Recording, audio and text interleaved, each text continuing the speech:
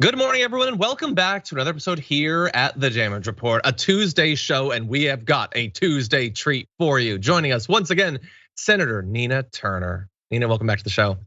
Glad to be here with you, John, always. We're glad to have you here, and you being here, that's the major treat. That's 99.99% of the treat, but we have one extra 0.01%, and that is that some watching on our YouTube channel right now might have already noticed that we have a Nina Turner emoji. And Nina, is the funniest thing. Someone on the chat in the pre-show was like, there should be a Nina Turner emoji.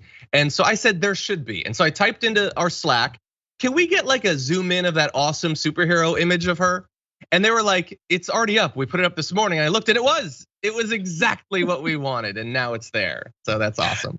That is awesome. I'm excited about that. I love that like comic book depiction of you. That is cooler than any image of me that has ever been taken or drawn or hypothesized or will ever be. I love it too. To be immortalized in that way is a beautiful, beautiful thing. Exactly. And hopefully a show will be forthcoming on Disney Plus in the next couple of years. Anyway, the power, it's gonna be great. Moon Knight will have a small supporting role.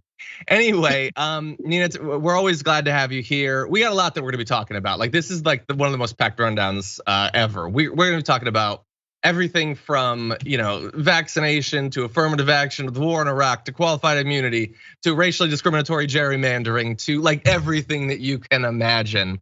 And that's gonna be very exciting. But before we get to that, Nina Turner, you were on CNN this morning, were you not? I was.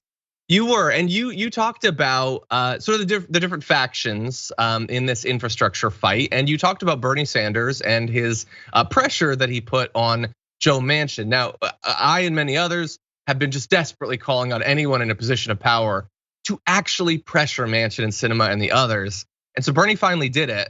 What did CNN think about that? Were they in favor of that? It was it was a great discussion this morning. I must admit, and shortly after me, two Congress people were on. It was Congresswoman Bush and Congresswoman Bowman, and like different segments. Did not know they were gonna have on so many progressives this morning. It was a really robust conversation, and what I laid out, because Paul Begala was the other person on there, and the one thing that he and I did agree on is that the Democrats must do something. So that's a start. We did agree on that. I argued that $3.5 trillion investment is already the compromise position. He argued that something must be done, and that the 3.5 combined with some other monies will make this the biggest investment since Reagan, I believe he said. The point of the matter is this: we cannot. I don't understand why we're compromising on the compromise, on the compromise, on the compromise. My major point is that 6.6 trillion was the starting number. Some progressives, John, as you remember, wanted 10. So we go from people throwing out 10 to okay, it's going to be 6. Now the 3.5. And now you have corporatist, more moderate Democrats even trying to negotiate down from there. Let us not forget that both caucuses in both chambers, the caucuses in both chambers, being the Democratic caucuses, agree. Everybody agrees except for 2 senators. The people in this country agree, no matter what their political ideologies are, they say they rocking with the Build Back Better, et cetera, et cetera, et cetera. Yeah. Well, John, my question is, and maybe you can help me with this. If the president wants it, if the caucuses in the Congress want it, if the American people say we rocking with you, then what could be the problem? Yeah, well, there are several problems, but one that I think we should focus on is that unless you've been holding out on me, I suspect that you probably don't own a coal company. Do you own a coal company? No, I do. Well, then if you don't own a coal company, then how could you understand the concerns of coal barons? But really, like, that's what it is. Thank you. I'm not a serious person. I'm not a responsible person. That's why no one respects me. I've never held elected office. You're a serious person. That's why we have you on. So I can say crazy things like, if it's about $150 billion to incentivize power plants to not use coal, and a senator says no to it, the country doesn't get to have that, and he owns a coal company. I can't think past, okay, Biden sits down with him, says, here's the thing, you're part of our party, you are going to sell your coal company, you're gonna divest yourself entirely from fossil fuels, or we're gonna boot you from the goddamn party. Because that is the most obvious corruption. Like, layered on top of it is the frosting of the fact that he's gotten $400,000 from fossil fuel companies in the last quarter alone. That's the sort of normal corruption that we've just sort of normalized, and we just totally allow it. He owns a coal company and he's deciding whether we'll keep using coal or not. Boot him out of the party. How can it be allowed? It is so offensively corrupt. And nobody really talks about it except a couple of progressives. That's it. The news barely cares that exists. I mean, how could you possibly imply that he would do something that would hurt a company that has gained him $5 million in the past few years? It's madness, Nina. It is, and his family, and as I said on New Day this morning, and like I said, very good conversation with Brianna.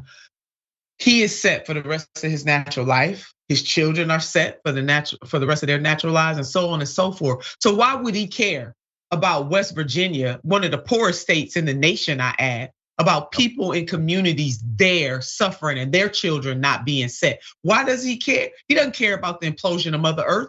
He just doesn't. And so, John, your point is well taken. Why do we put up with this? The rules need to change. In order for the rules to change, you got to elect people who are willing to change the rules. One of the other things that Paul said in our robust conversation this morning is that Senator Manchin is the only Democrat that could get elected in West Virginia. Well, you know why? Because he ain't really a Democrat. Let's just go and tell that kind of truth.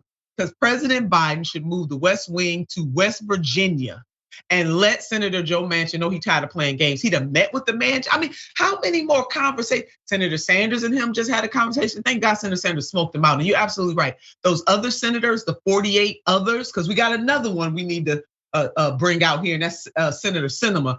Again, West Wing and West Virginia, and let Senator Sinema know I'll be in Arizona directly. Like, I'm coming to a town near you right away. But no, they're not doing that because too many of their friends and frenemies are entangled in the same owner-donor situation. And so yet again, the American people lose or have to take crumbs from the table. They just increased, the Senate just voted in the defense bill, spending bill, to give the Pentagon $10 billion more than what they asked for, John.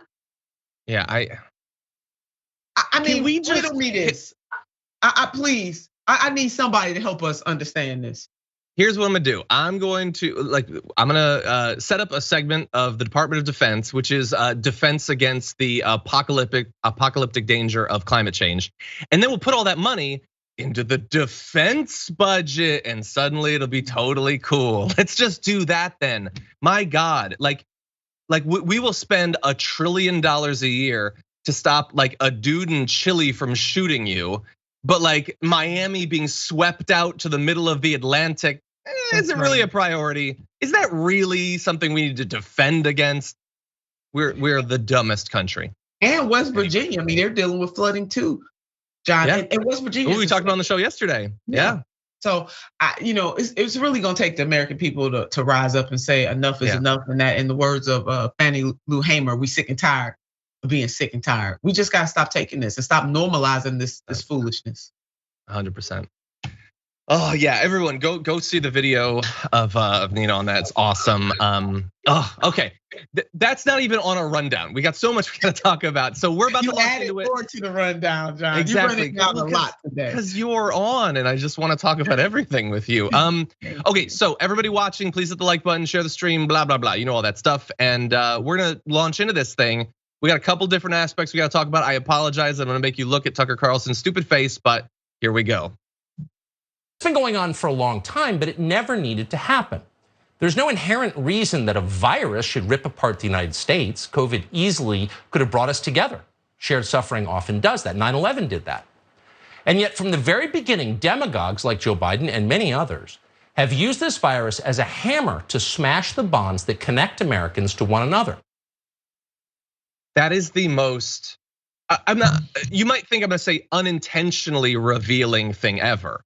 He just said the thing that Fox is doing and has done. Yes, there's no reason we should have been divided over COVID. Shared suffering does often bring people together, but demagogues have used it as a hammer to smash the bonds that tie us. But it's not unintentional that he said that. He said it intentionally. He knows exactly that that's what they did. He relishes in turning reality on its head and using it to drive us mad and drive his viewers into a lull where they expect nothing from government except demagoguery like that. But Tucker Carlson's commentary on COVID actually got even worse because he decided to use the death of Colin Powell to push people to be scared of getting vaccinated, to think that there's no point, as you'll see in this clip. Like almost everyone his age, Colin Powell was fully vaccinated against COVID. And yet, according to his family and doctors, Colin Powell died of COVID. Of course, that fact does not make his death any less sad, nor is it unusual. Many thousands of vaccinated Americans have died of COVID. Former CDC Director Robert Redfield announced just today that about 40% of all recent COVID deaths in the state of Maryland, for example, are among those who have had both shots. So what does that tell you exactly? Well, it tells you you've been lied to. Vaccines may be highly useful for some people, but across a population, they do not solve COVID. That's not speculation. It is an observable fact. People who've been fully vaccinated can still get the virus, they can still transmit the virus to others, and they can still die from COVID. Colin Powell is hardly the only example of that.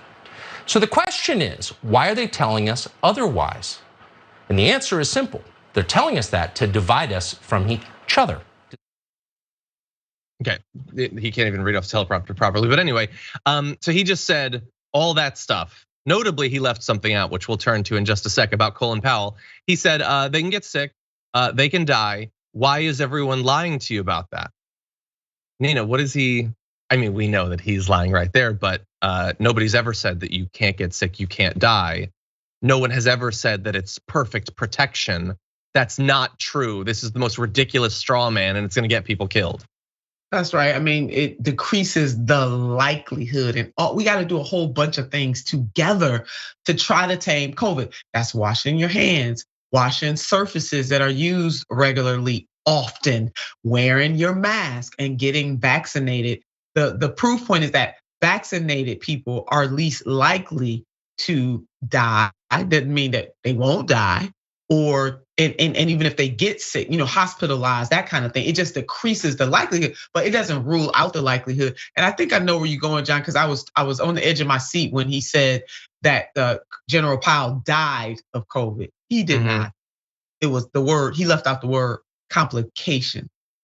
Exactly. Well, and any context around the complications. Now, we're gonna give you the full context, but seems like something you'd want to say when talking about somebody dying from that. But while he did acknowledge Powell's age, he neglected to mention that Powell was immunocompromised, having suffered from multiple myeloma, which means that his immune system was less able to fight off infections, including, by the way, COVID. It's one of the reasons I'm sure that he wanted to get vaccinated, to give him the best chance possible. But I want to be very clear, and a lot of people have noted this. He didn't get killed because he got the vaccine, which is like sort of what Tucker seems to be implying, he got killed because too many other people didn't get the vaccine. And so we've decided that 9 months into a readily available free access to the vaccine, there are still tons of COVID just milling about through the country. And so even if you have the vaccine, even if you have a less chance of getting infected, there's still so much of it out there that you might get exposed. And in the end, that's what happened to Powell. It's the last thing that he needed in the condition that he was already in to have an incredibly difficult infection for his system to deal with. Now, he did mention, Tucker eventually mentioned that there were health complications way at the end of the segment. After he'd already moved on, he'd already done other stuff. He pointed out we left out that Colin Powell was suffering from a number of different health problems. He didn't mention the specifics. He didn't give people the information they needed about him being immunocompromised. But even that acknowledgement that he left something crucial out, he used to say this. But of course, that's the point. Vaccinating the vulnerable is so people with other underlying health problems won't die of COVID. Unfortunately, that didn't work in the case of General Powell, and it didn't work for many thousands of others. And that's the point we're making in the first place. No, the point you're making is that unless something offers 100% perfect ironclad gold-plated protection, there's no point in doing that. That is the only takeaway that a regular Fox viewer is gonna take from that segment. It didn't save him, thousands are dying, what's the point? He is trying to disarm his viewers from protecting and safeguarding the lives of themselves and their loved ones. And that is what he has been doing from the very beginning, whether it's about masks or social distancing or lockdowns or reopening gyms or indeed vaccination. It is always advocating for COVID over his own viewers. And he's gonna continue to do it because it gets him the clicks that he wants. It's sensational. He's just fine. And John, you and I have talked about this many, many times, as has our other colleagues on TYT. We bet you he's vaccinated. 100%. Right. 100%. I'll bet every dollar I have. That ain't that much of a risk because I don't have that many, but definitely he is vaccinated. Yeah. Now, Tucker Carlson decided to use Colin Powell not only to push vaccine skepticism, but also just a grab bag of other things. Take a look at this video. Toward the end of his life, Powell sometimes said that his remarkable career was proof that affirmative action worked. But it always seemed like a half-hearted talking point. Anyone who knew Powell personally can confirm that he was as impressive as any person in the US government, and far more than most of them. He was legitimately smart, deeply knowledgeable about the world. He was openly patriotic. He was hardly a diversity hire. When I saw that, it just made me so mad. And I saw your face when you heard him use the term affirmative action. What were you thinking? Well, I can't necessarily say it because we might get booted off, but it has too many 4-letter words, more than 4-letter words in it.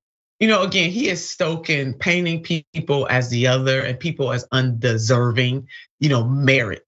Did he deserve, not deserve, who deserves, not deserves? He wasn't a hire because he was a black man. That's what Tucker should have just go ahead, if he had to had the intestinal fortitude to just go ahead and say that, because that is exactly what he meant to say. So I'm gonna just say it for him. Yes, General Powell was, hardworking, worked himself up the rank. Yeah, he did.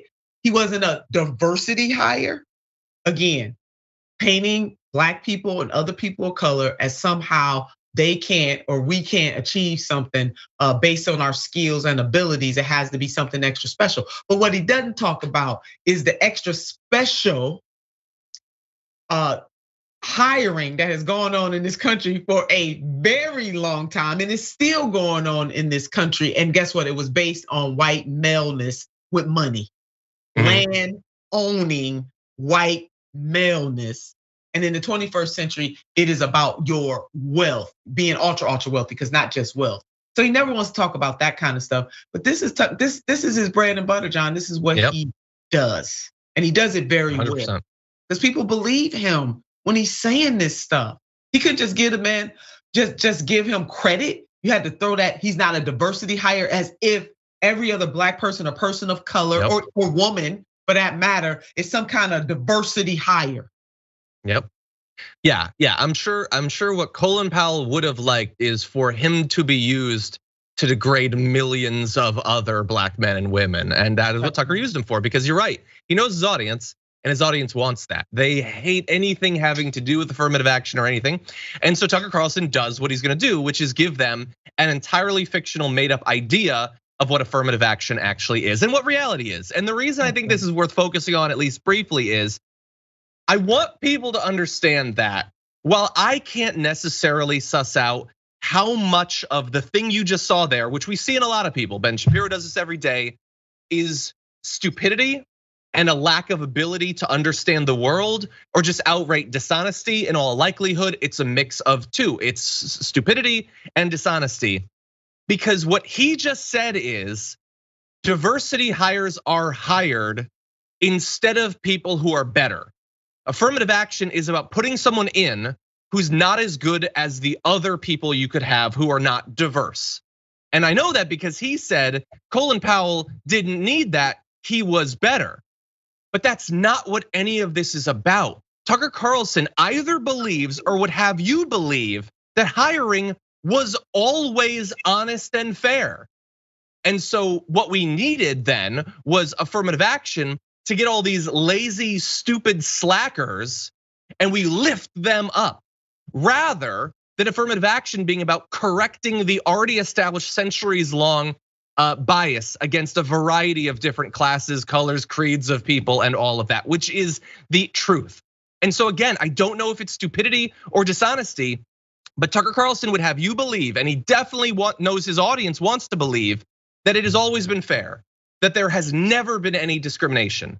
And it's not that we can debate how much discrimination, was it 5%, was it 50%, was it whatever, it never existed in any way.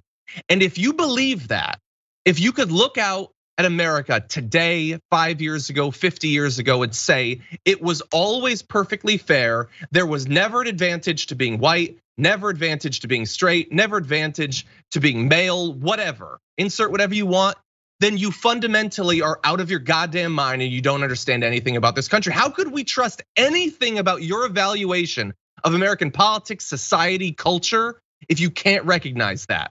But all of the most prominent voices on the right either can't or want you to believe that they can't. Yeah, and he wants to talk about people separate. I mean, that very segment was nothing but trying to separate people. That's what Tucker Carlson does the best. And he has the market on it. I'm telling you, he really does. He is very good at that. But what you laid out is the absolute, we have to face our history as a nation and a world. Just face it, the good, the bad, and the ugly. And just because certain things are a reality today does not mean they have to be a reality tomorrow. But we cannot delude ourselves that a type of affirmative action has always happened in this country and is still happening in this country right now, today. Yeah, 100%. They want to continue, like they just desperate for people to have the same racism of the previous generations, and it's probably going to work. It's probably going to work because it's not just Fox News, and Tucker Carlson's 70-year-old audience. It's the Ben Shapiros and the Dave Rubins and the Matt Walshes and the Steven Crowders and all of that. They know that there's a lot of really insecure, generally men who are white out there, and they desperately want to believe that any deficiency in themselves, any lack of achievement, has nothing to do with them. It has to do with this system that is inherently biased against them. And it's out there, and they're watching it. And we're gonna be dealing with the ramifications of that in politics for decades. For a long time. And it's not just Republicans either, John. I know we're moving on. Oh, 100%, you're totally right. You're totally right. Some of these so-called woke folks, they do the same thing. Look what just happened to India Walton. I know you saw that, where the chair of the New York State Democratic Party compared India Walton's campaign to that of compared her candidacy to that of David Duke. Really? Oh, don't worry, we're gonna be talking about that. I knew you were gonna have thoughts on that. You're 100% right. I sometimes broad brush. It ain't just the Republican Party. It's literally everyone to one degree or another.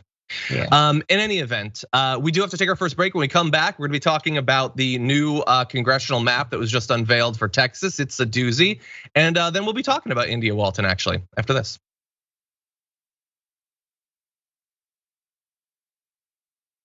Okay, but let's see what's going on out there in the audience. Saw Captain Pollywog Vanderbeef has been a tier 1 member for 8 months. Thank you for that. Janice Bell, welcome to tier 1 membership. You get access to the Nina Turner emoji with that. And by the way, Nina, thank you for wearing the purple Dragon Squad shirt. I absolutely love it. It looks great. By the way, I've got the Wish a Karen Wood shirt. It was much requested, now available, shop TYT.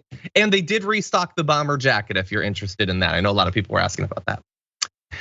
Okay, let's see. Jermaine Lewis has been a tier 1 member for 5 months. Says, thanks TDR and TYT for bringing me the real and not the bull that MSM tries to feed me. Hello, Miss Turner. Thank you, Jermaine. Hello. Carmen Marie has been a tier 2 member for 10 months. Damn, thank you for being here. Hope you enjoyed those top 10 lists. Peril the Polar Bear Dragon has been a tier 2 member for 4 months. Says, thank you for fighting for us, Nina and John. Hello, somebody. And hello to you. Hello. Okay, let's see. Non-Human Humanist says, so it is President Munchin and VP Cinema. Unfortunately, we give them the power there. Yeah, and we got Bernie writing op-eds and Joe Biden's just having lunch with them, I guess, eating sandwiches, and maybe he'll get something done in his presidency that he's worked his whole life to achieve. Maybe he won't. He doesn't really seem to care. Weird. I don't know. It will be a watered down version, that is for sure. I know they're gonna compromise away that 3.5. You better believe they are. Yeah. I wonder how much. Christine says, Senator Nina rocks. Thank you for having such a knowledgeable guest, John. She's a beautiful soul. Thank you, Christine. Thank you. Zombol says, the problem is 50 plus VP isn't enough. If the people want this, they need to elect better legislators at the federal and state levels, not just POTUS. Okay, so you're not wrong. You are right, but like if we had 52, would Tester suddenly start flexing his muscle a bit more? Like there's always gonna be these until we get rid of literally all of them. Like I would love to have 60 progressive senators. Let's work towards that. That's right. Okay, let's see. Scrolling down to the Twitch section, Sassy Diva, subscribed for 3 months, thank you. Arianda for 12 months, he hit the year. Thank you for being with us for this last year. It's certainly been a year. Anti-phronmophobic hit 4 months, says, as long as fear is easier to spread than hope, the right will always win. Thanks for keeping hope alive. Yeah, well, we have natural predispositions as a species. Like we find bad news more interesting than good. We're prone to pessimism, and fear is a very primal emotion. We wouldn't have lasted the millions of years it took unless we felt fear and acted on it. But unfortunately, when we were dodging tigers, we didn't know that would also make us turn against each other when, talking about like distribution of climate funds and things. Yeah.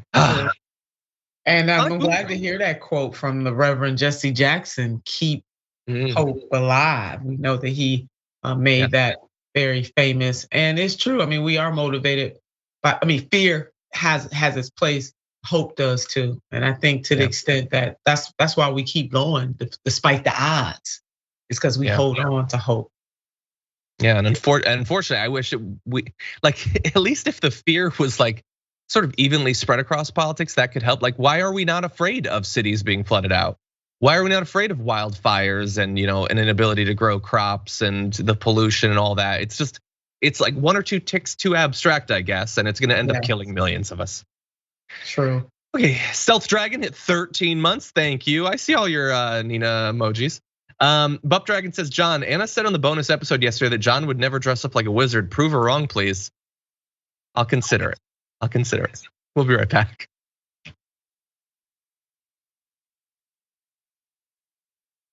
I think I know how Anna was talking about wizards. I think there was an international story about like New Zealand's state wizard got fired or something. I'm gonna have to look it up. I don't know what Anna was talking about there. Anyway, I do have some exciting stuff coming up for you to know about though, including that right after we do the show today, that's when we film our interviews. And I'm gonna be talking with Kobe Bachelor, an organizer for IATSE. IATSE is the big union out here for people who work in TV and film and all that. They've just come to some sort of agreement. And so we're gonna be talking about that. Originally, we were gonna have Colby on to talk about the possibility of a strike, which we can't still rule out, but they've reached some agreement. So we're gonna be breaking it down and getting the experience of someone who's been working in this industry in a lot of different capacities. So that should be fun. And in addition, we have a new show coming up on Wednesday, a new Twitch exclusive show, The Twitchuation Room.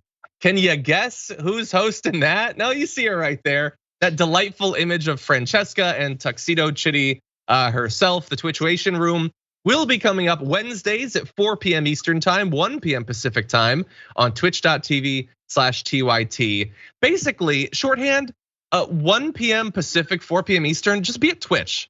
You got reactions, you got Galaxy Brain, you got the Twitchuation Room, you got a lot of fun stuff coming up, so don't miss it. Okay, with that said, we've got some big important news to talk about, so let's jump right into this. The redistricting process nationwide continues. We've got the map and the effects of the map for Texas, and it is basically exactly what you would have expected. The Republicans were in complete control of the redistricting process, and they've designed a map that will tighten their hold on diversifying parts of the state where the party's grip on power was waning and lock in the GOP's majority in the 38-seat delegation for the US House. By the way, it's not just that they get to change the districts because of population changes. They got 2 additional House seats. And that's the most of any state in this year's reapportionment. And though Texas received those districts because of explosive population growth, 95% of it attributable to people of color, Republicans opted to give white voters effective control of both. Here's the most amazing thing. So this is a state that is increasingly diverse. The white population has been shrinking. They're going to end up, by the way, with probably 25 Republicans, 13 Democrats in a state that went 52.1% for Donald Trump. He got 2 percentage points more than half. They get almost exactly double the congressional representation. And that's just the raw numbers. We're gonna turn to the racial component of this.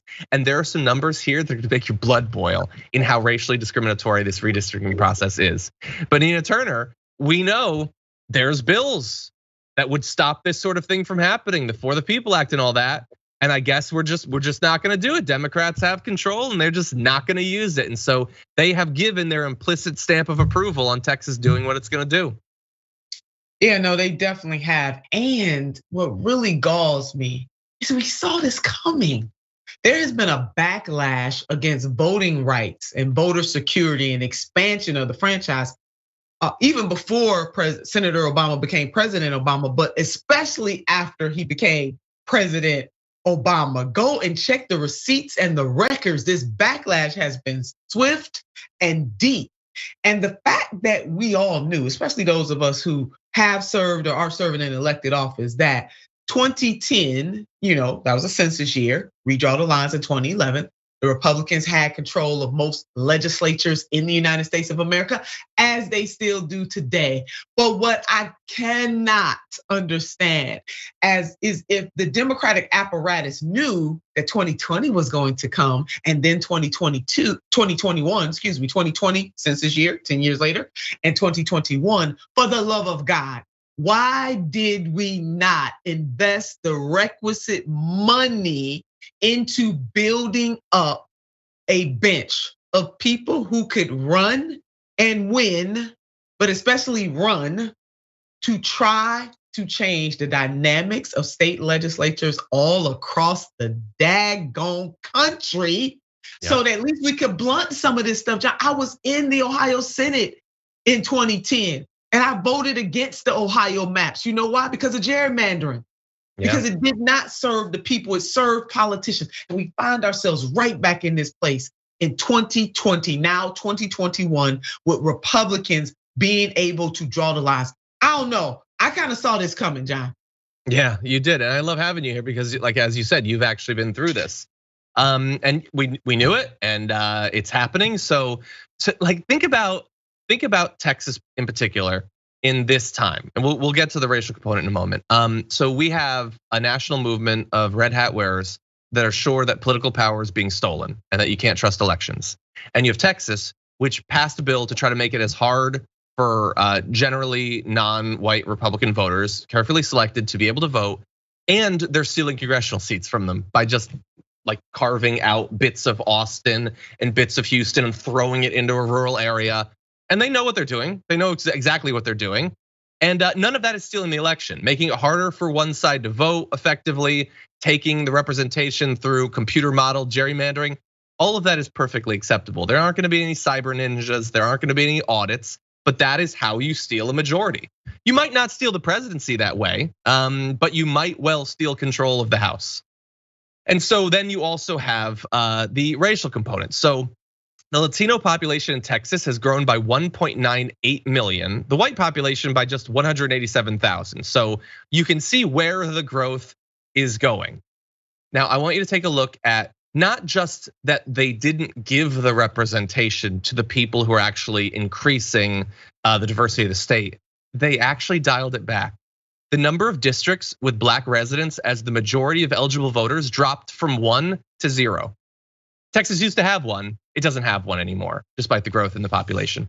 In the final map, Republicans reduced the number of districts in which Hispanics make up the majority of eligible voters from 8 to 7, meaning the state would have 23 districts with a white majority among eligible voters, up from 22 currently. By the way, so 7 for Hispanic, 0 for Black, 23 for white. The population in Texas, according to the most recent census, white and Hispanic is almost identical, 23 to 7. That's what you do. You like people talk about like Texas getting blue. Like, first of all, that's you're assuming a lot about what people are going to support or whatever.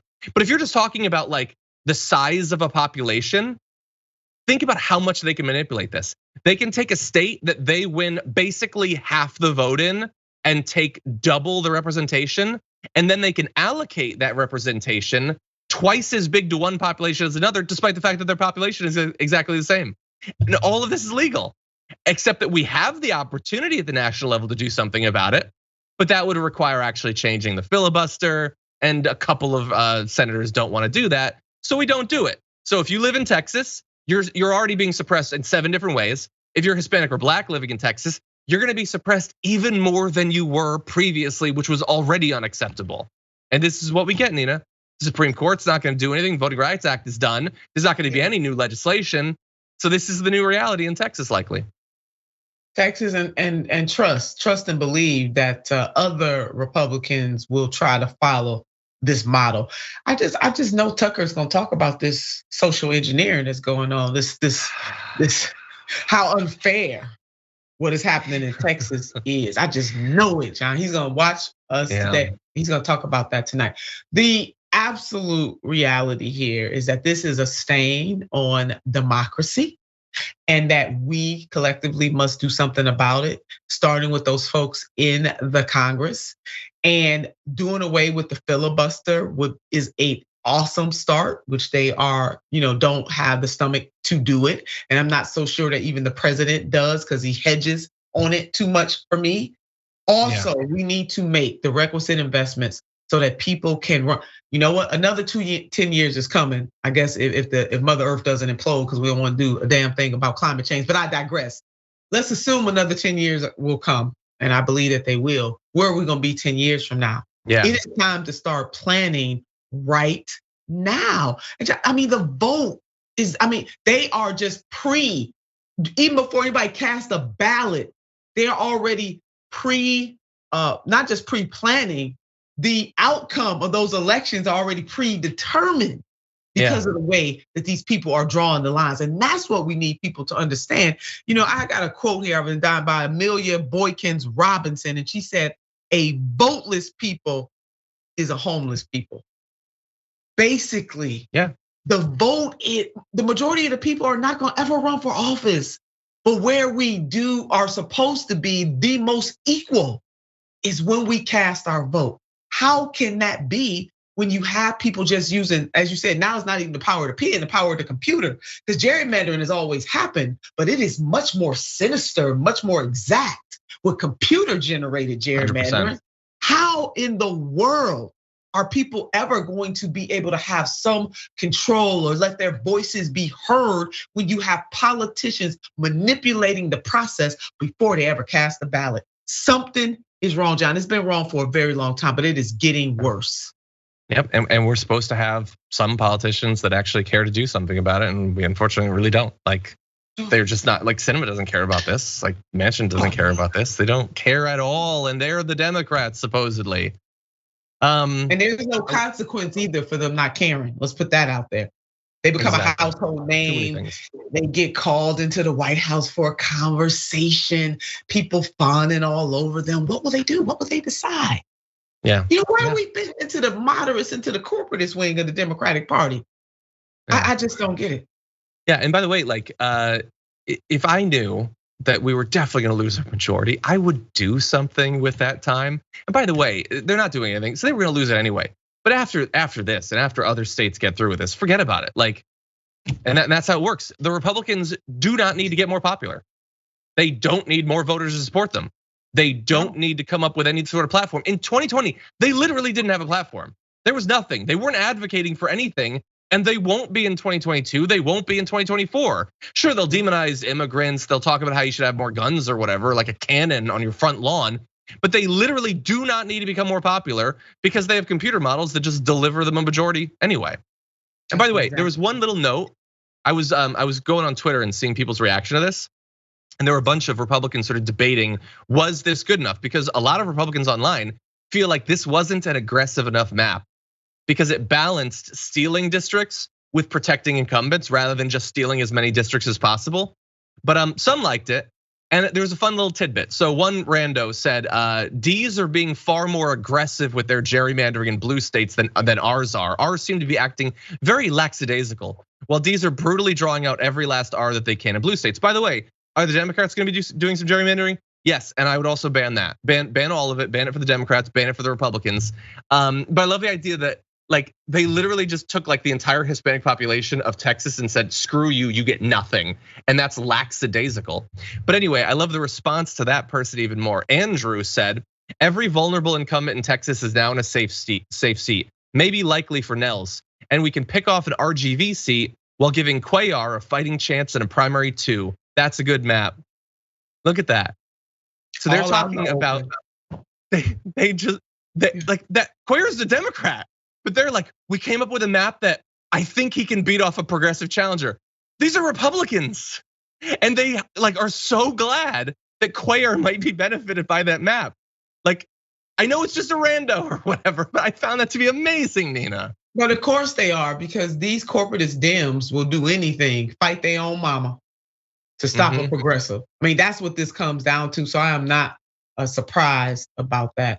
Republicans play the long game too. I mean, it's one thing to concentrate on the Congress and the presidency, no doubt. Those offices are vitally important, especially if we're gonna get some folks in there that's really gonna serve the people, asterisk. However, we cannot continue to turn our back on state legislatures and think that we are going to advance the causes for humanity or the democratic values that we say we ascribe to if we don't make investments in state legislatures, government closest to the people, the place that we are losing the most ground. And not to say we're losing lots of ground on the federal level, don't get me wrong, but the most ground is being lost that has generational impact the most often is on the state level of government. And so Democrats need to get a clue, they need to get it real quick, that we have got to plan for the long term in the same way that the Republicans do. They say, hey, would the Republicans rather have control of the Congress? Absolutely. Would they rather have control of the presidency? Absolutely. But you know what they say to Democrats? Go ahead, y'all can have this for a little while because we gonna have most of the 50 states. Yeah. Okay, you know what we're gonna do? We're gonna take our second break. When we come back, we're gonna be talking about the SCOTUS decision on qualified immunity. Not good news, just gonna let you know that. And then we'll have that story on India Walton after this.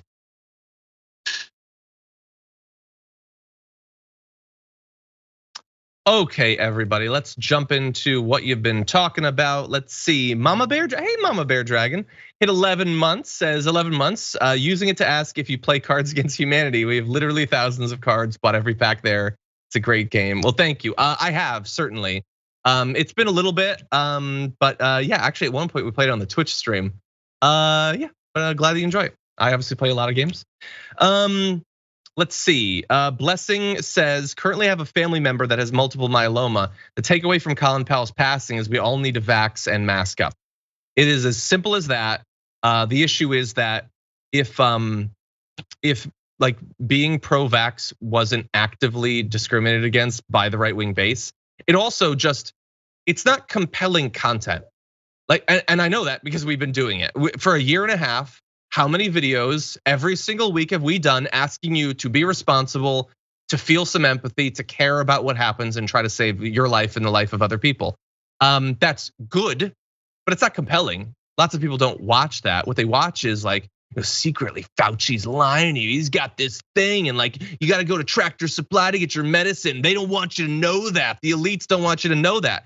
And I know this because right wingers have been doing this for a solid year, and even some people formerly on the left are now producing content like that because people click on it.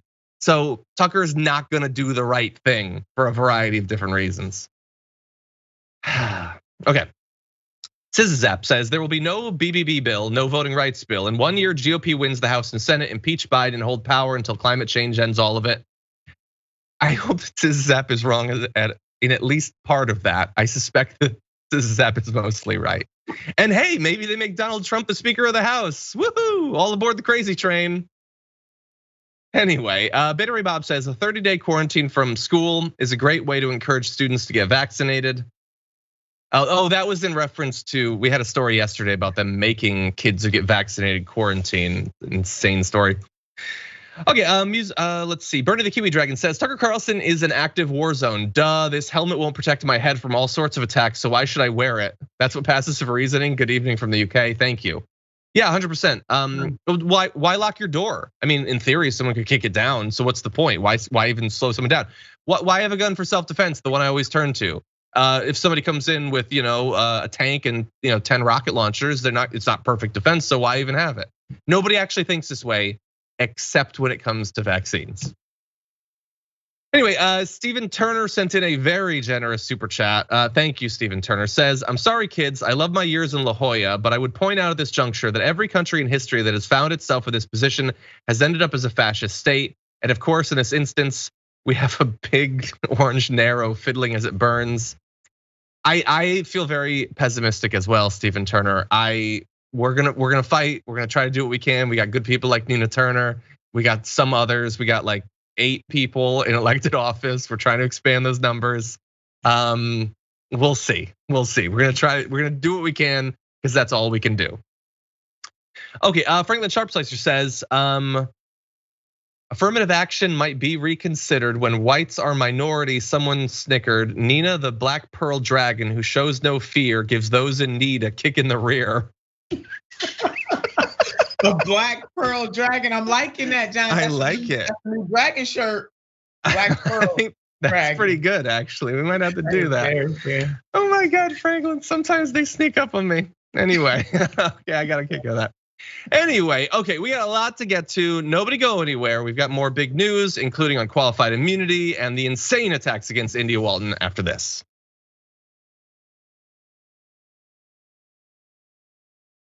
Okay, everybody, we got too much to talk about, so let's jump right into it. The Supreme Court has weighed in on qualified immunity, sort of hoping they would at some point, but unfortunately it didn't go in the right direction. They've ruled in favor of police officers in 2 different cases involving qualified immunity. That, by the way, is the series of legal precedents that protect government officials, including police officers, accused of violating constitutional rights. And isn't it amazing when the government has baked in protections to protect people who violate your constitutional rights? It almost makes you think they're not rights if the government is allowed to violate them however they want. Anyway, the court overturned lower court decisions without ordering full briefing and argument. A sign it didn't see them as close calls. There were no dissents. Now, previously, Sotomayor and Clarence Thomas had criticized qualified immunity. I guess not anymore. I guess it was unanimous. In this particular case, the 2 cases involved police officers accused of using excessive force. In one, officers used beanbag rounds and a knee on the suspect's back to subdue him. In the second, officers shot and killed a suspect after he approached them while raising a hammer. And so this was an opportunity for the Supreme Court to weigh in on qualified immunity, and they have. They've, not only just not, like it'd be one thing if they were just like, just leave it be. They upheld it, overturning lower courts that were willing to question qualified immunity, Nina Turner.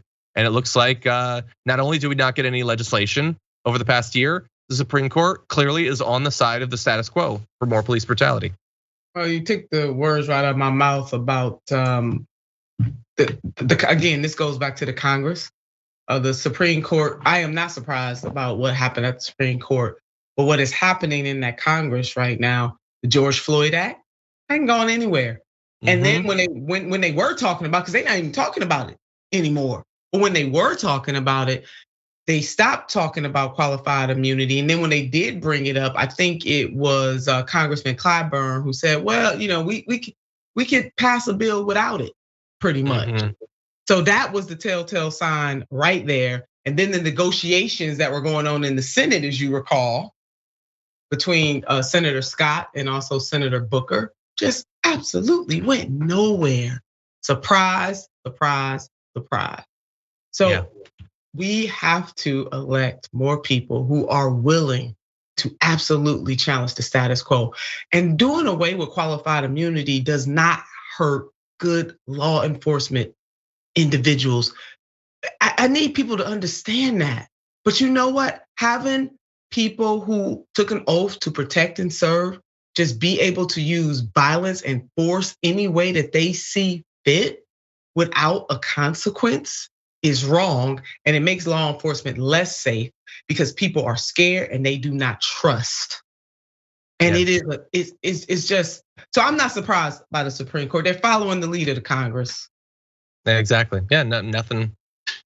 Just like it's so frustrating because look, people tend towards apathy, and Americans more so than others. But in this case, we had the biggest social movement of our lives, sustained for months. When it is hard to get something sustained for a week, they did it for months. They did it across the country. They did it despite being brutalized by cops in the streets, despite infiltration by Boogaloo boys trying to start race wars and all that. But they did it, and I'm not saying nothing got done because you never know. I mean, maybe you have a Cory Bush eventually that comes out of the movement. Maybe you have people who run and win in elections, but Congress has decided, hey, we did our photo with traditional African garb. We renamed a street, everybody. What more do you want out of us? And now the Supreme Court's like, we're gonna do less. Yeah. Don't get me started about that garb stuff. Lord have mercy. That was one of the saddest moments in Congress, as far as I'm concerned, to see them put on that and then kneel and do all that foolishness. Meanwhile, Kaepernick took all the hell. Took all the hell to really stand up against systems within the NFL, which reflect systems within our larger country. I mean, we could do a whole show on just this topic alone. Supreme Court, very disappointing decision, unless maybe they know something we don't know, John. Maybe they do on this, I don't know. But the fact that the Congress is not acting. 100%. Yeah. Okay, we're gonna return to the team. We're gonna return to that photo after this next break, but we don't have much time. So let's move ahead to the D block for right now, and we're gonna jump into this video.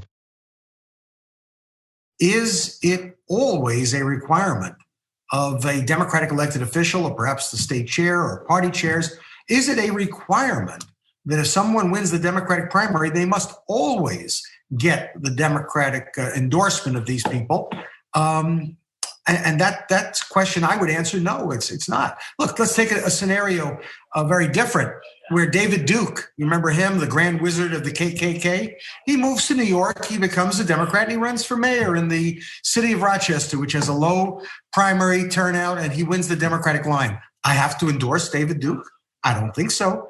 Now, of course, India Walton isn't in the same category, but it just leads you to that question, is it a must? It's not a must. It's something you choose to do. That's why it's an endorsement. Otherwise, they call it something else, like a requirement. You know what also isn't a must? Comparing someone to the head of the KKK. When you say they're not in the same category and yet you put them in the category, that's not a must. That's a choice you made, to use his terminology there, Nina. That's madness. New York Democratic leader comparing a black woman to David Duke. Very easily it rolled off his tongue, sisters and brothers, family and friends, very easily. because you know what? It's okay. He knows there will not be a real consequence for being able to say that. And not only a Black woman who has been fighting, year after year for equality and justice for the people where she lives, but she won the Democratic primary. She is the flipping Democratic nominee. But you know what? She is also a self-declared Democratic socialist. Yep. So she doesn't fit nice and neatly into their box. He need to come on out and tell that kind of truth. They don't want to endorse her nor support her because she is a Democratic socialist. And basically they said, the hell with the fact that she's the Democratic nominee and won the votes in the city of Buffalo during the primary. She is not the right kind of Democrat. I am so, you know what? Because I just experienced that, John, as you know. Oh, 100%. And the Dragon Squad knows, just experienced that and was told by people who were on the inside listening to the people having these conversations, that the power structure made it very clear that I was not the right kind of Democrat either. And we know the kind of people that are making donations to the incumbent who lost the primary and is mounting a write-in campaign are some of the same types of people who endorsed or supported my opponent too in the primary. But the difference is here, India Walton won the primary. And John, let me, because the man, eventually he apologized, but it took him a long time to get there. Because he said, well, look, basically I said what I said. And then he got the call. And then he said, I apologize. But I think that the public advocate, Jumaane Williams, I just want to read his quote. And he said this, he said, Jumaane Williams, public advocate in New York. He said, I did not expect the chair of the New York State Democratic Party to compare the Democratic nominee for mayor of Buffalo, a Black woman who has spent years fighting for her city, to a neo-Nazi grand wizard of the KKK. Hello, somebody. And we know lots of other people made quotes and all of that, but it took him a little too long to get to an apology. But there's something that I do agree with him on. You know what? He said that you don't have to endorse who comes out of the primary. You know what, John? I hope progressives are listening, because they gave us hell. What? Yep. You're not gonna endorse the person that came out of the primary? Shame on you. You guys are divisive, right? What happened to unity? Yeah. What happened to unity? What happened to I thought we were supposed to unify. Weird how that works out. I mean, this is racialized. This is that example that we were talking about, that you don't just have to be a Republican.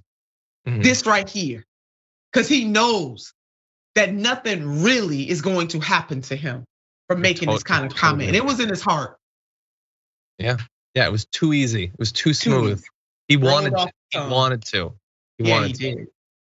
But yeah, you're right. Like we'll get to some of the other comments. And I endorsed her too. I was in Buffalo with her, John, about 2 weeks ago now, going door to door. She had a big rally, a big crowd. Zephyr Teachout was there. I mean, a whole host of people were there. I believe she is going to win this race, but look at the hell she got to catch. And she won the nomination, for God's sake. But she won the primary. Imagine if imagine if I mounted a write-in campaign. Can you imagine that? Oh my God, no. They would not allow it. They would not allow it. Yeah.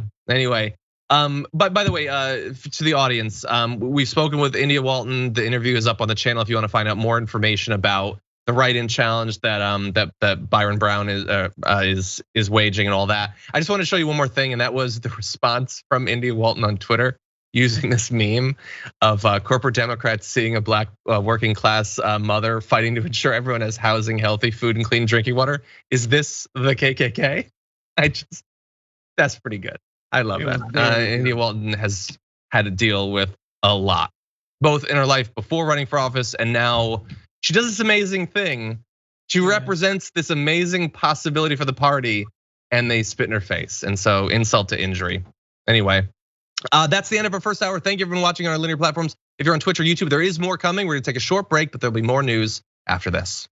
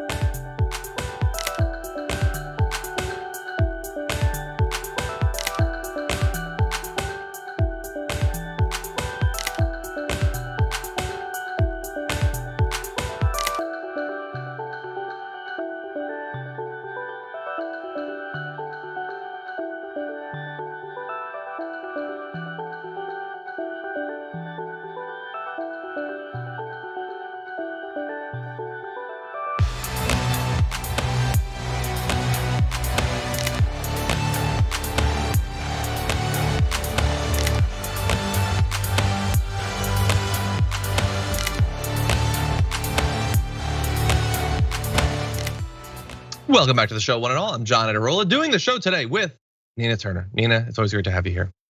Right. I remember back when we'd talk every 3 months, maybe every 4 months or something about something that was going on in politics. I love that we're so regularly getting to really dive into a lot of different stuff. That's an amazing, there's not been a lot of great changes to my life over the past year or two. This is a good one. I like it. Oh, thank you. I agree with you. You are hot today, though. Thank you. The news makes you hot. Yeah. Okay, everybody. Let's see what's going on out there in the audience. Rialan hit 11 months as a tier 2 member. Damn, says 11 months. Thanks for the Nina emoji. Hello, somebody. And there's a bunch of Nina emojis there. Thank you. There were some great comments. Musically Meg says, so don't use condoms then. They're only 99% effective. That's still a 1% chance you get pregnant or get an STD. What's the point? I feel like some of these right wingers would say that though. I do too. Listen, I was thinking that example too. I'm glad somebody else brought it That's out. A good point. Mitterbinion says it's my birthday and it's a Nina TDR day. Woohoo! Happy birthday! Thank you. Happy birthday. Chris White sent us in a bunch of lemons and a turtle, and I think the turtle is farting. I'm not sure what you've done with the emojis there, but thank you. It was funny. Okay, let's see. Catherine says, saw on job app for UGA postdoc. Are you a member of any organization which has as one of its objectives been the overthrow of the US government or the government of Georgia by force or violence? Holy crap. Geez, they ask people that? Wow. Oh, that was 2 more comments. What's that? They were serious. Yeah. They were asked that? Yeah, apparently. Do they think is Donald Trump applying for jobs at this postdoc or something? I don't know. Anyway. You just never know. Never know. That's true. Okay, 2 more comments. Stephen Turner says, I agree 100%, John. It's been another big super chat, by the way. Stephen Turner, incredibly supportive. Thank you so much. I'm shocked, actually. Says, it's been decades since we had such a massive social movement, but last time it was a carnage. We lost Malcolm X, MLK, JFK, and RFK. I have genuine fears that this one will take a similar pathway. And yes, I do mean fear for the squad. I've had a lot of fears about stuff like that for years. I don't want to dwell on it too much, but the fear that it would happen, and we saw what happened after the insurrection, the stuff they would say to cover. I hope we never have to experience anything like that. But yeah, thank you. And finally, I love this comment from Sailor Digurin says, progressives are like the X-Men, fighting to protect and save a party that hates us. Yeah. Except that, exactly. Except that we're challenging their relationship with the donors, and they will not allow that. They will fight to not necessarily their death, but they'll definitely fight to a lot of other people's deaths. Oh yeah, protect coal companies. Yeah, we got plenty bodies in the wake, politically speaking, to show that they will fight progressive. They will team up with Republicans to stop a progressive, no doubt. Yeah. I wanted to mention this. We were going to talk about this in the qualified immunity segment. So, and I wanted to show that qualified immunity is often used in instances of very sort of stereotypical police brutality that we've seen, regrettably, 100, 200, 500, 1,000 times. But look at the protection that's given to cops in other instances. So Qasim Rashid had tweeted this out, says, the story has gotten very little attention. A white cop drove 60 down a residential road without lights or sirens, struck and killed a 12-year-old black girl named Akilah Jackson, and a judge ruled the cop not guilty without involving a jury. Poor injustice. He was driving down a road going 60 that he shouldn't have been driving anywhere near there, with no way for her to know until the last second that he was coming. And he's just totally free. He apparently didn't do anything wrong. He says he was following a car with no license plate. I don't even know at this point if it's been established that that's even true. But there's no standards. Yeah. You can just do whatever you want effectively. Even if it was, really 60 miles per hour down a residential street like that for somebody who doesn't have a license plate? Turn on your lights and your siren if you're chasing someone. Do you want to get their attention? Did you want to get their attention or not get their attention? You just wanted to roll. And you're right, we haven't established whether or not he's telling the daggone truth. Disgusting. Was there a cam involved? Because I need the camera footage to know whether or not he was telling the truth. But that's really sad what happened. Probably accidentally turned off. Yeah, just devastating. 12-year-old girl had her whole life ahead of her, and he still has his whole life ahead of him because our system doesn't give a damn. Not at all. Anyway, okay, we got some more news. It's about to get weird. Let's jump into this video. Oh, good. I'm broadcasting from my home because I'm not going into the station as I have COVID. I was tested positive last week, and I have been steadily improving. At no point was I in danger of hospitalization. I have received monoclonal antibodies. That's Regeneron. I have, of course, for years, a year and a half, not years, been taking hydroxychloroquine from the beginning with zinc. I've taken Z-Pak, the erythromycin, as the Zelenko protocol would have it. I have taken ivermectin. I always start off my matches of chess with the Zelenko protocol. Actually, most people don't see it coming. It's more European, really. So that was Dennis Prager, who is proof of a few things. One is that if millionaires and billionaires give you enough money to advertise your content, you don't have to have one subatomic particle of charisma to make it in media. And also that, man, is there an appetite for anti-vax, pro whatever, pro hydroxychloroquine, pro ivermectin, pro Z-Pak, whatever.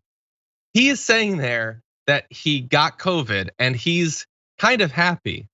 We'll see in the video coming up in just a little bit that this is actually kind of by design. He's not, the way he would have you believe it, he's not one of those Republicans that are right-wing radio hosts or whatever that railed against doing something about this and then regrettably got it and it's a terrible thing. Nina, he seems like kind of happy to continue to take all this stuff he's been taking. Now he's taking Regeneron, which costs like $2,000 a dose. And he seems like perfectly happy about it. And this guy has a very big following, the PragerU, which isn't a university, but they use it to make it seem as if it's authoritative on topics like race and stuff like that. He's the head of it. Yeah, he's a little too giddy about this, and he's lucky right now. I don't know if he realizes that or not.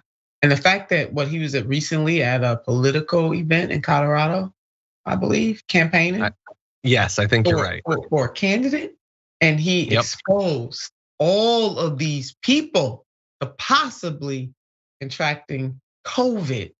Because he's just pulling every other folks into his little experiment here, which is so unfair. I've never seen anything like this for somebody to be so giddy to have COVID. I know, it's amazing. So you're totally right. So he was Heidi Ganahl is a Republican running for governor, and he went and he like spoke at the event and all that. And so it's bad enough that he didn't say that he had been exposed or whatever, or like that he had reason to believe, but he didn't tell them he wanted to be exposed to COVID. He was actively trying to. Like Phoebe in Friends trying to keep her like rough, gravelly voice. He's off licking doorknobs to try to get COVID and then going around other people who might not be trying to get, infected by a fatal illness or might be immunocompromised or whatever. This is how fundamentally lacking in not only sense, but more importantly, empathy these people are. But anyway, you don't need to take my word for it. Here he is describing his COVID strategy. It is infinitely preferable to have natural immunity than vaccine immunity. And that is what I hoped for the entire time. Hence, I so engaged with strangers, constantly hugging them, taking photos with them, knowing that I was making myself very susceptible to getting COVID, which is indeed, as bizarre as it sounded, what I wanted, in the hope that I would achieve natural immunity and be taken care of by therapeutics. That is exactly what has happened. It should have happened to the great majority of Americans. So if you're wondering how you defend a political movement that led to over 700,000 people having died needlessly from this, it's I wish it was more. I wish more people had gotten sick. In fact, I was trying to get this thing despite the fact that I'm about 800 years old. And like, if I close my eyes for 3 seconds, you'd suspect that I was already dead. I think I'm gonna weather this just fine. And so he was trying to get COVID so that he could then do the fallback thing. Remember, he's not vaxxed, of taking all of this medication that has side effects and is potentially toxic or incredibly expensive. That is his path forward, Nina, for the country. Don't take the relatively cheap, freely available vaccine, get COVID, and then take expensive, dangerous treatments for it. And sure, some of you will still get hospitalized and many of you will die, but that's preferable for reasons that none of them ever express. It's lunacy out of this old man's mouth. He's not even ashamed. It's lunacy.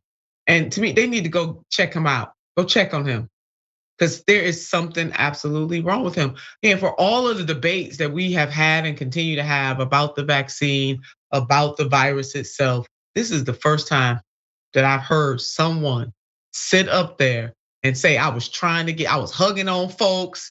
I was, just in shaking hand, all that stuff he was doing to try to get it. And God only knows who he could have infected along the way. People who cannot afford to be hospitalized, people who cannot afford and had no desire, as he did, clear desire, to contract this deadly virus. The man is out of his mind. Yeah, and he's so out of his mind, and the others who've been pushing this natural immunity thing, it's been in the Rogan circle, and there's others that I don't even want to talk about that are now pushing this. It's not just that it's not, again, like with the vaccine, they love to point this out, it's not perfect protection anyway. You can still get COVID again, and it doesn't last forever. Like with the vaccine, it wears off. These same things that cause them supposedly to write off the vaccine are true of the natural resistance, but they don't mind it then. I feel like I am taking crazy pills because the natural immunity, so get COVID and then you'll have resistance and you're good. Wait, you're good from what? Getting COVID, but you tried to get it. Why are you getting a thing that will protect you from getting it? It's like saying, oh yeah, take a gun, shoot yourself in the head and you become bulletproof. Yeah, but at what cost? You already did the thing you're trying to avoid, you jackass. I don't understand why I have to explain this to people, but this is a serious thing that people with massive platforms are talking about, and not just Prager. And Prager does have a lot of people that pay attention to his stuff. I don't understand why, but it's not just him. It's some of the biggest people in online media are pushing for a strategy that is exactly the same thing that Trump and Scott Atlas were doing. It's just let everyone get the disease. That is literally the worst possible outcome. That is what all of this is trying to avoid. But for them, that is in fact the strategy, because we have different objectives at the end of the day. And I have to be very clear about that. If you actually try to stop people from getting COVID, presumably your objective is to minimize loss of life and hospitalization. And they would have you believe that is somehow still their goal, but it isn't. It's getting past all of this and getting back to whatever. Being able to go out and not have to worry about it. Like the economy revving back up, I don't know. And what they won't say is that along the way, we will kill hundreds and hundreds of thousands of people. That is a cost that I find horrific to even contemplate. They've apparently made their peace with it. And they are fine with advocating for other people to potentially get sick and die as a result of this. And so Nina, I apologize for going on at length about this. It's just after a year and a half of such utter corrupt, dishonest madness, I can't take it anymore. No, please go off on this, because people do need to know, and they need to, enter in the mind of a madman or a mad woman, but in this case, a madman, it is exhausting. They are going to get, again, not saying, I don't know, they're telling people that were around this man when he went to that rally on behalf of that candidate to get tested. But think about the callous nature of somebody and the hubris that it takes to say, I'm just gonna try to get the virus and I don't care who I hurt along the way because I got something to prove. Really, dude? If it only involved him, that's one thing. Look, champ, if that's what you wanna do with your life, go for it. But it involves other people who did not sign up for this. Yep. That's the selfish thing about what Prager did. So yeah, go off, John. This is one of the moments. Right.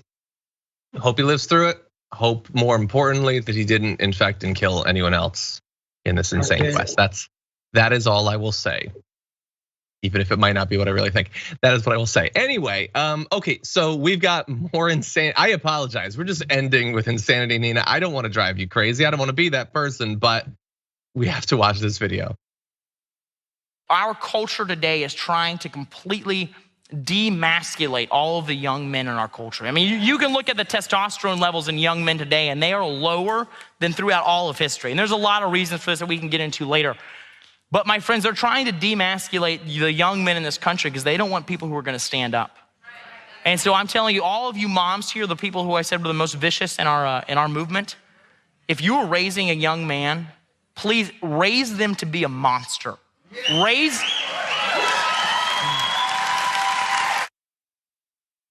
It's a good applause line. The monsters in our movement, horrific people who want American democracy to be replaced by fascism, that every interaction they have with society and culture is based on a toxic mix of hatred of women, fear of immigrants, despising anyone of a different race or class or religion. Produce more of those foot soldiers for our movement. That is what he's saying. And Nina, the audience, they really liked it. They really did, which is the saddest part of all, because he is not the only one. Hey, I'm just curious to how he knows the testosterone levels are going down. I mean, has he been testing the levels of men in this country to determine that? Does he have the requisite medical degrees to even do those types of tests? Please tell me, how does he know this? Yeah, I know, exactly. Well, he's been doing research. Anyway, look, so I don't know that it's as cut and dried as he's saying, but I have at least anecdotally heard that there's evidence that testosterone levels worldwide have gone down. And I love his little defense is, well, there are potentially a lot of explanations for that. But the one I'm gonna focus on is this. It's that people want you to be less masculine. Now, but think about what he's saying. He's not, and he tied it to the testosterone. He's not just saying, they're trying to feminize you, and that has social implications. He's saying, like, if Anderson Cooper wants you to be less masculine, your testosterone levels in your body drop in response to that. How the hell would that work medically? I don't know. He sure as hell doesn't know. It's not, potentially something to do with chemicals and BPA and all that, and our bodies being filled up with all these chemicals. No, because if you were to criticize that, then you're criticizing corporations, and Madison Cawthorn ain't there to be a challenge to corporations, to wealth. No, but vague criticisms of Hollywood or the media or whatever, he can do that. That's on his level. By the way, let's just talk. No, sorry, Nina, what were you gonna say? No, go right ahead. Go ahead. Well, I want you to understand when he talks about like being a monster, like maybe he knows a little bit about that. I mean, after all, what has he done over the past few years? We don't know much about him. He's never really pushed for any legislation or anything. He's not using his amazing, miraculous position in US government to accomplish anything productive. But we do know that he said that the 2020 election was stolen and that Christians might resort to bloodshed if it isn't fixed. He implied at one point that if there was another insurrection, he'd be there in DC. So political violence, totally cool with that. He encouraged, by the way, the gathering on January 6th. A few years ago, he posed for a photo smiling at Hitler's retreat in Germany and referred in the caption to the Fuhrer, like you do. He's joked about the Holocaust to sell campaign merchandise. Oh, he was also exposed to have lied about the car accident that left him paralyzed. Directly saying that the person that was with him had left him there, which that person 100% disputes. I don't know the truth of it, but the idea is disgusting. You take a look at what you know about Madison Cawthorn, and you decide how trustworthy he is on there. He also said that the accident derailed his plans to participate in the Paralympics. Paralympians say there's literally no evidence that he was ever seriously training for it.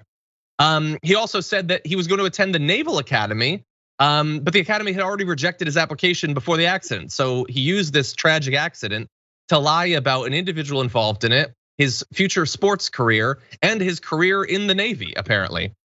He also says a bunch of disgusting stuff about the trans community. So at the very least, he does understand being a monster. He does. And he is elected. I mean, Jesus, Mary and Joseph. The man is an elected office. And definitely, regrettably, people were cheering when he said, mothers, raise your sons to be monsters. Well, what type of monsters would those be, Representative? What type? What type would you like? Again, further stoking the fear of another, the fear of some kind of loss and other people are stealing something from you. That in and of itself, he's actually creating an environment that is going to produce the very things that he wants. And I can assure you, even though we didn't see the audience, there were women in that audience too. Yeah. Saying, yeah, Representative, that's exactly what I'm gonna do. I'm gonna raise my son to be a monster. Yep. By the way, look how quick it went from how dare you call us deplorables to I'm gonna raise me a monster. Well, okay, I think you seem to like this thing that you didn't like when Hillary Clinton talked about it, but anyway, oh, by the way, so we're running through all like his monstrous behavior. This is how this dude is like 16 years old and he's already got so much on his record that I can forget this. We talked about this at the time. Reporters talked to a ton of the people that went to college with him, and he was known as the guy that women were literally cautioned, like new girls coming into the school were cautioned, do not get into this guy's car. Do not be around this guy because he has this reputation for being a predator. Monster. Wow. Talk about being a monster. And I don't know how many of the women in the audience know about that for some reason.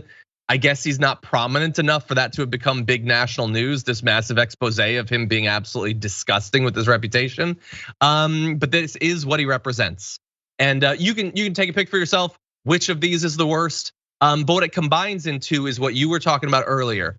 We're always going to have, and we certainly have now, a large group of insecure men. And those insecure men could, with the right approach, some empathy, some understanding, being brought into the world, better understanding of different communities, blossom into fully functioning, empathic creatures.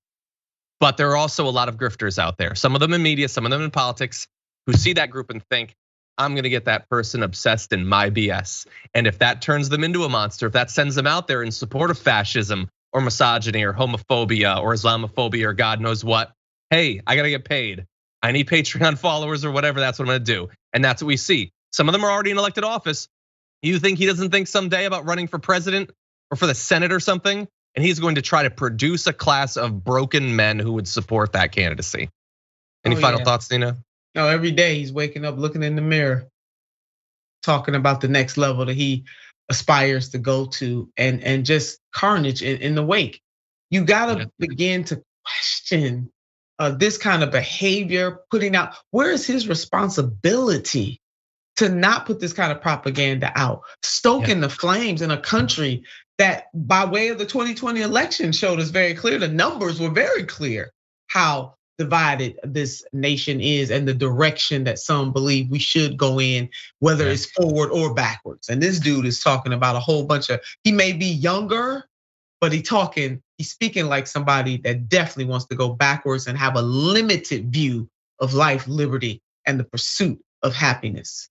Yeah, 100%. For a long time, we've had to deal with the now 70, 80-year-old politicians that back during the civil rights movement were on the wrong side of those lines. Instead, we just opened a time portal and ripped one out into the modern day. It's fun.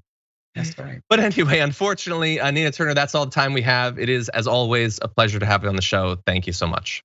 Pleasure joining you. Thank you. And everyone, on Thursday, you gotta go watch Nina's show. It's available to the members. Excerpts are made available the next Monday in podcast form. Definitely check that out as well. Awesome content. Teaming up with Cenk Uygur, having a lot of fun. It's been really exciting. Okay, we have like 1 minute left. I had to read this super chat from Stephen Turner. Another very generous super chat says, this one's just one-dimensional. For the deep and enduring love and respect for Senator Turner, love your work, dear lady, stay angry and strong. That's very nice. Yeah. Thank you. And thank you to everybody for watching, for staying invested in this. It's difficult, I know sometimes. We try to have some fun along the way. Anyway, lots of other stuff coming up. I'll be back before you know it, but until then, stay safe out there, stay sane out there. We'll see you soon.